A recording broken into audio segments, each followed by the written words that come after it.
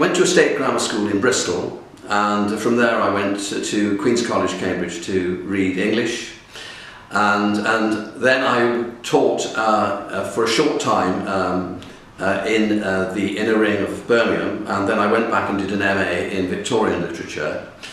And after that, my teaching experience was actually in some quite tough schools in Birmingham. I taught again in the inner ring, and then we moved to rural Wales, to Paris, North Paris, where I got a job as head of English in a comprehensive school.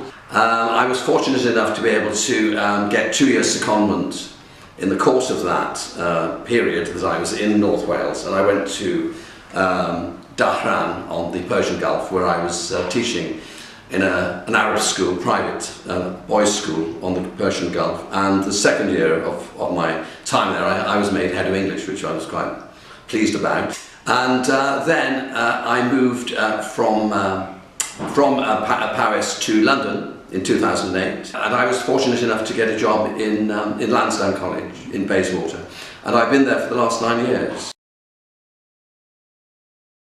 I was very intrigued by Ealing because I understand that it's quite a success story, that it's an expanding college, and when I saw the people who work here and when I was shown around the building, I found it was and is a very friendly and quite an intimate place, and I feel comfortable here.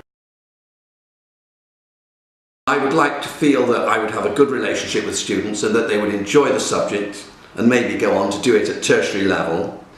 And I feel that because I've been teaching English language A level for the last 5-6 years, as well as literature, I've kind of sort of enriched my approach to literature, because I think you have to bring in a certain amount of linguistic knowledge into the study of literature.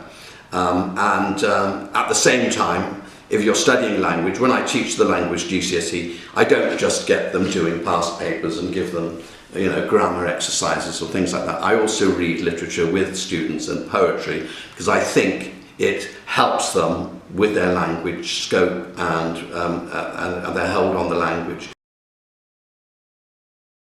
At EIC, I would like to continue the debating that I've done in my previous schools, and I would hope that the students would be able and willing to enter public competitions. I think that gives them something to aim for. I'd certainly want them to enter poetry competitions. I've done that all my career, and other creative writing.